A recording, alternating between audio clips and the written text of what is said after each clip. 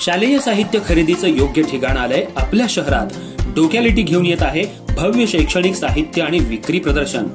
सर्व नामांकित कंपन्यांच्या वस्तूंवर मिळवा थेट 10 ते 60% सूट।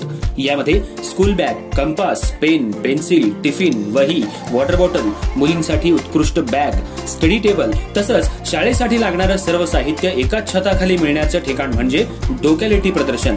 कालावधी 20 मे ते 25 जून 2025। ठिकाण वेद भवन आणि सिंधी पंचायत इचलकरंजी आणि जयसिंगपूरसाठी दी मर्चंट असोसिएशन गल्ली नंबर 9। अधिक माहितीसाठी संपर्क 70 30 54 45 67।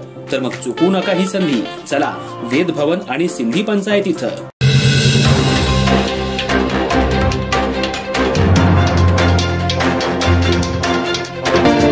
नमस्कार, मी तेजस्विनी मगदूम। एम मराठी मध्ये आपल्या सर्वांचं स्वागत आहे। पाहूया ठळक घडामोडी। इचलकरंजी शहरातील श्रद्धा अकॅडमीची तोडफोड करण्यात आली आहे। आज सकाळी 12वीत शिकणाऱ्या यश यादव यानं बाथरूम मध्ये जाऊन आत्महत्या केली होती। पालकांनी ही आत्महत्या नसून हत्या आहे असा आरोप केला होता। याची माहिती इचलकरंजी शहरातल्या विद्यार्थ्यांना मिळताच त्यांनी खंजिरेमाळा परिसरात असलेल्या तांबे अकॅडमीची तोडफोड केली। यावेळी तांबे सरांच्या विरोधात जोरदार घोषणाबाजी करण्यात आली। यावेळी तिथं असलेल्या सीसीटीव्ही आणि काचाही फोडण्यात आल्या। झाडांच्या कोंड्यांची तोडफोड करण्यात आली। तिथं लावलेले डिजिटल बोर्डही फाडण्यात आले। यावेळी मोठा तणाव निर्माण झाला होता। जोपर्यंत विद्यार्थ्याला न्याय देत नाही तोपर्यंत इथून न हटण्याचा पवित्रा संतप्त विद्यार्थ्यांनी घेतलाय। अरे लाईट आहे दादा, लाईट आहे।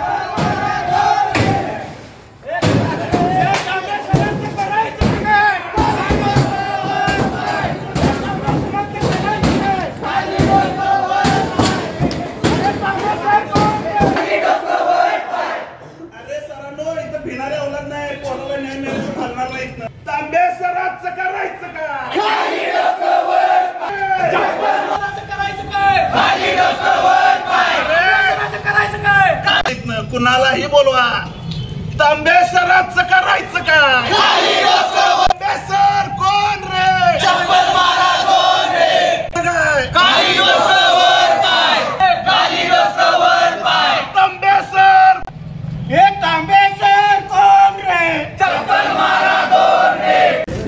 खऱ्या अर्थानं शिक्षण हे सर्वांचा हक्क आहे, पण हे तांबे सरांनी अशी संस्था काढलेली आहे की ज्याच्याकडे पैसे आहेत त्याच लोकांनी या संस्थेमध्ये ऍडमिशन घ्यायचं आणि ज्या विद्यार्थ्यांना त्रास होतोय, जे विद्यार्थी कॉलेजच्या वॉशरूम मध्ये आत्महत्या करतात असा प्रकरण दाबायचं, हिची बाहेर कुठेही शहानिशा लागू द्यायची नाही। किंबहुना पोलिसांना सुद्धा मॅनेज करायचं, हॉस्पिटल रिपोर्ट सुद्धा मॅनेज करायचा आणि त्या पालकांना सुद्धा मॅनेज करून त्या विद्यार्थ्याचं नामोनिशाण असं मिटवायचं जर असेल तर आम्ही तरुण कार्यकर्ते शांत बसणार नाही। याचा जाब तांबे सरांना विचारल्याशिवाय आम्ही शांत बसणार नाही। काय आंदोलनाची दिशा हिंसक ठरली? खऱ्या अर्थानं आम्ही सर्वजण इथं बसलेलो आहे सुशिक्षित विद्यार्थी आहेत, त्यातले किंबहुना 50% विद्यार्थी तांबेंचे आहेत। खरं तर हे तिसरं प्रकरण आहे। मागच्या वेळी पण प्रकरण झालं, हे कुठेही बाहेर आणू दिलं नाही। त्यांनी पैशाच्या जीवावर हे सगळे त्यांनी करत असतात। तो पैशाच्या विषयावर ते लोक विकत घ्यायचं त्यांनी काम काढलेलं आहे। पोरग्याला न्याय देणार, मुलाला 100% न्याय मिळाल्याशिवाय आम्ही इथं बसणार नाही। आम्ही इथं बेमुदत उपोषण करायचं काय?